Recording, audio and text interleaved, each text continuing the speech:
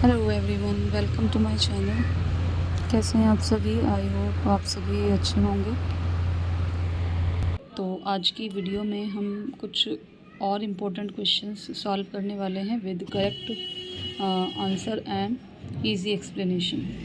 तो आप वीडियो के लास्ट तक जुड़े रहें और क्वेश्चन सीरीज़ को नोट करते रहें। स्क्रीनशॉट ले लीजिएगा आप हर एक क्वेश्चन का, काफ़ी इम्पोर्टेंट क्वेश्चंस हैं, आपके आने वाले एग्ज़ाम में बहुत हेल्पफुल होने वाले हैं।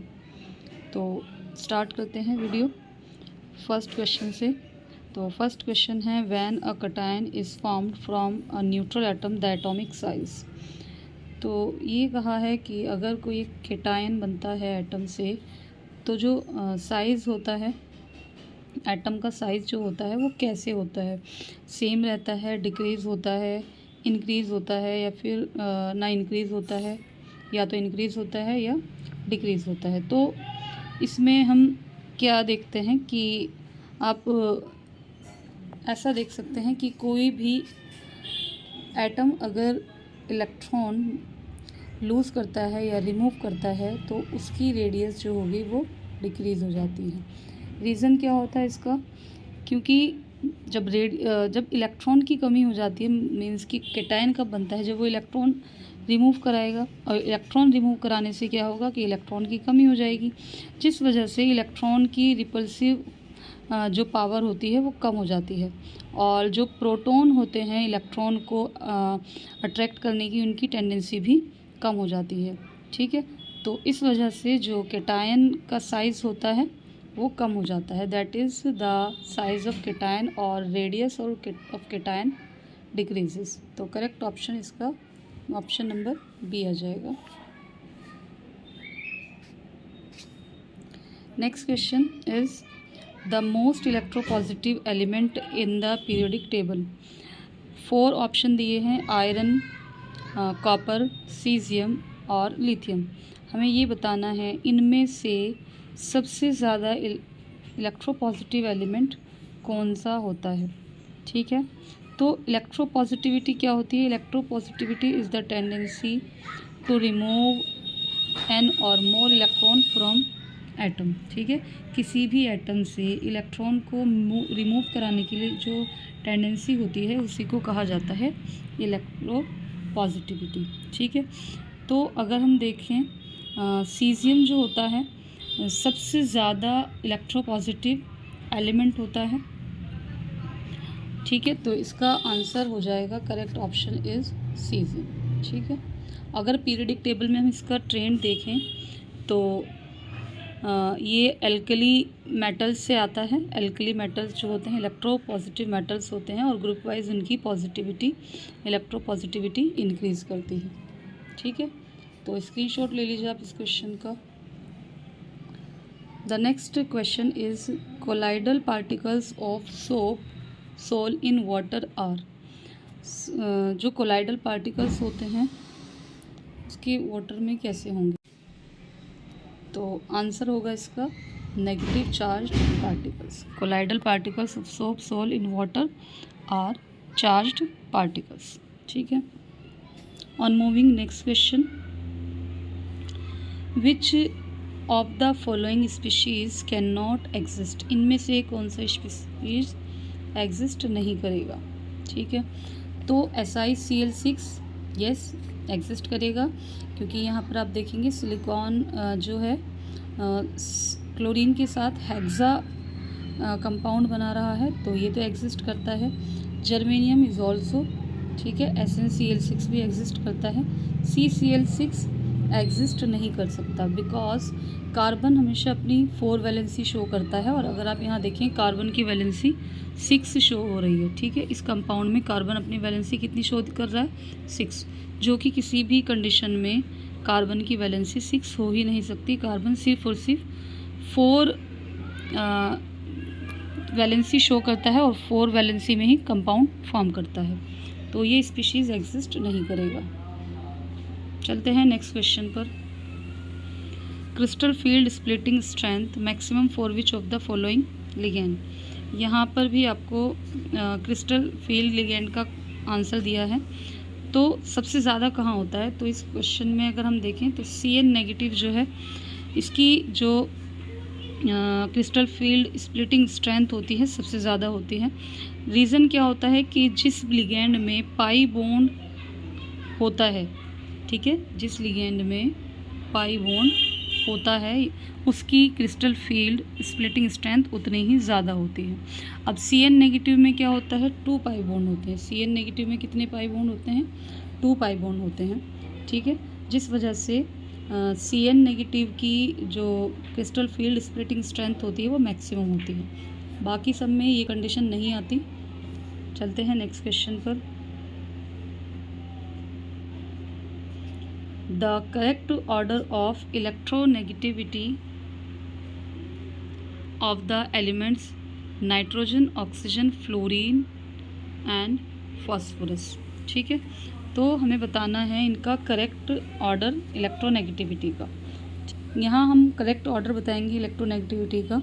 तो सबसे पहले हम इनमें से जो फर्स्ट वाले हमारे हैं इनमें से हमें दिखता है कि फ्लोरीन की इलेक्ट्रोनेगेटिविटी सबसे ज़्यादा होती है। दैट इज़ पॉसिबल आंसर हमारे ऑप्शन ए, बी और सी हो सकता है।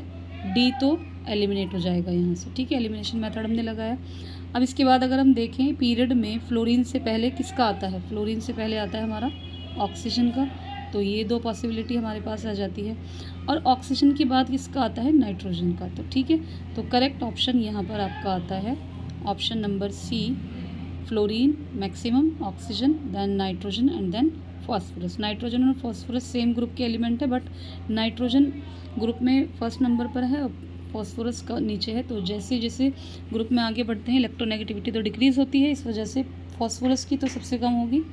और ये बाकी तीनों एलिमेंट हमारे पीरियड के एलिमेंट हैं, बस हमें इनको पीरियड के ऑर्डर में इंक्रीज़ करना है, अरेंज करना है, और जो पीरियड में लास्ट में आता है उसी की इलेक्ट्रोनेगेटिविटी ज़्यादा होती है नोबल गैसेस को छोड़कर, क्योंकि नोबल गैसेस जो होते हैं वो स्टेबल होते हैं, ठीक है। नेक्स्ट क्वेश्चन पर चलते हैं। The cation that initiates blood clotting and is also known to trigger muscle contraction. ये 4 केटायन है हमारे पास, हमें ये बताना है इनमें से कौन सा केटायन ऐसा है जो ब्लड क्लोटिंग को इनिशिएट करता है। तो इसका आंसर हो जाएगा कैल्शियम 2 पॉजिटिव। कैल्शियम 2 पॉजिटिव जो होता है ब्लड क्लोटिंग के लिए इनिशिएट करने का काम करता है, ठीक है, ब्लड क्लोटिंग को इनिशिएट करता है कैल्शियम पॉजिटिव, ठीक है। और इसी को ही मसल कॉन्ट्रैक्शन के नाम से भी जाना जाता है। On moving next question. आप लोग स्क्रीनशॉट लेते रहिए हर एक क्वेश्चन के, काफ़ी इम्पोर्टेंट क्वेश्चंस हैं और बहुत इजी वे में एक्सप्लेनेशन है इनका। आई होप आपको पसंद भी आ रहे होंगे क्वेश्चंस, तो आप इनका स्क्रीनशॉट ले लीजिएगा और वीडियो के लास्ट तक जुड़े रहिए। चैनल पर नए हैं तो ज्वाइन कर लीजिएगा, सब्सक्राइब कर लीजिएगा चैनल को, वीडियो को लाइक कर दीजिए। The iso electronic pair among the following is. यहाँ पर हमें बताना है इनमें से आइसो इलेक्ट्रॉनिक स्पीशीज़ कौन सा है, ठीक है। तो फर्स्ट वाला अगर हम देखें Cl2O ICl2, तो यहाँ पर आप देखिए Cl2 तो कॉमन है, दैट इज़ ये इलेक्ट्रॉन तो यहाँ पर कॉमन आ जाएंगे, बट I और O में काफ़ी डिफरेंस है, तो नंबर ऑफ़ इलेक्ट्रॉन्स आयोडीन में काफ़ी ज़्यादा होंगे। तो ये तो इसके बाद चलते हैं हम बी ऑप्शन पर। तो बी ऑप्शन में आप देखिएगा यहाँ पर Cl2 है और यहाँ पर ओनली Cl है, तो दैट्स वाई Cl2 ज़्यादा इलेक्ट्रॉन लेगा। एक Cl के पास 17 होते हैं, तो 2 के पास कितने हो जाएंगे, 34 हो जाएंगे। फिर ऑक्सीजन का वेरिएशन अगर हम देखें यहाँ 16 आ जाएगा, यहाँ पर 16 आ जाएगा O2 में, और यहाँ पर आएगा आपका 8। तो ये आपके आइसो इलेक्ट्रॉनिक नहीं होंगे। सी ऑप्शन को अगर हम देखें आयोडीन 3 नेगेटिव और IF2 नेगेटिव, तो ये भी आइसो इलेक्ट्रॉनिक स्पीशीज़ नहीं दिख रहे कहीं से भी।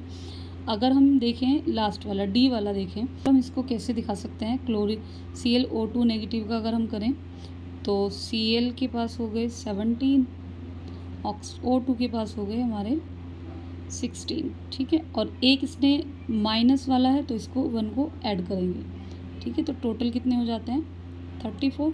इसके बाद ClF पॉजिटिव पर देखिए, अगर हम यहाँ करते हैं ClF पॉजिटिव 17 आया हमारा Cl का, ठीक है। F2 का हम देखें तो F2 के पास कितने होंगे 18, और एक पॉजिटिव चार्ज है तो 1 माइनस करेंगे, तो ये भी हो गया हमारा 34। तो करेक्ट ऑप्शन आ जाता है option number B. Correct option is option number D, ठीक है।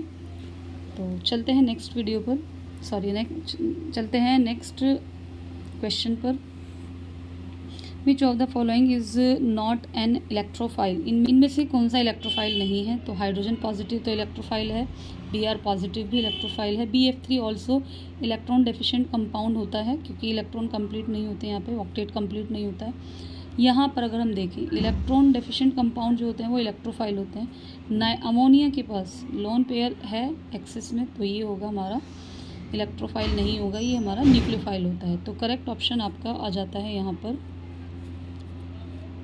Correct option is ammonia. Ammonia is a nucleophile. ठीक है, on moving next question. Which of the following metal hydroxide is the strongest base? Strongest base कौन सा होगा इनमें? ठीक है, तो ये हमारा होगा BaOH होल ट्वाइस। रीज़न क्या है कि जैसे जैसे किसी ग्रुप में हम ऊपर से नीचे आते हैं बेसिसिटी इंक्रीज़ होती है। ठीक है, जैसे भी ग्रुप में नीचे आएंगे बेसिसिटी इंक्रीज़ होती है। और अगर हम इनको ग्रुप वाइज लगाएं तो पहले आता है हमारा बेरिलियम, फिर आता है हमारा मैग्नीशियम ग्रुप में, फिर आता है कैल्शियम और लास्ट में आता है स्ट्रॉन्शियम, देन बेरियम। तो बेरियम तो हमारा काफ़ी नीचे आता है ग्रुप में, तो इस वजह से मैक्सिमम बेसिसिटी होगी जो वो होगी हमारी BaOH का whole twice. On moving next question. Both the members of which of the following pairs have almost the same size? इनमें से सेम साइज़ किसका होगा? तो सेम साइज़ वाले होंगे हमारे जर्कोनियम और hafnium 4 positive because of lanthanide contraction. ठीक है, तो लेंथेनाइड कॉन्ट्रैक्शन की वजह से इन दोनों का साइज़ जो होता है ऑलमोस्ट सेम होता है। On moving next question. The effective atomic number of the central metal ion इन निकल। ठीक है, NiNH3 ऑल 6 2 पॉजिटिव। हमें बताना है effective atomic number. Effective atomic number find करने के लिए हम क्या करते हैं? फर्स्ट ऑफ ऑल जो सेंट्रल एटम है हमारा निकिल, उसके लिए एटॉमिक नंबर कितना होता है? 26। तो नंबर ऑफ इलेक्ट्रॉन्स 26 लिख लेते हैं। फिर हम देखते हैं कि कितने लिगेंड हैं, तो कितने हैं? 6 लिगेंड हैं। तो एक लिगेंड के लिए 2 से मल्टीप्लाई होती है, तो 6 के लिए 6 की 2 से मल्टीप्लाई हो जाएगी। तो ये हुआ हमारा 38। ठीक है, तो करेक्ट ऑप्शन आ जाएगा 38। तो ओवरऑल ये क्वेश्चंस थे हमारे कुछ इम्पोर्टेंट क्वेश्चंस जो कि एग्ज़ाम पॉइंट ऑफ व्यू से काफ़ी इम्पोर्टेंट हैं।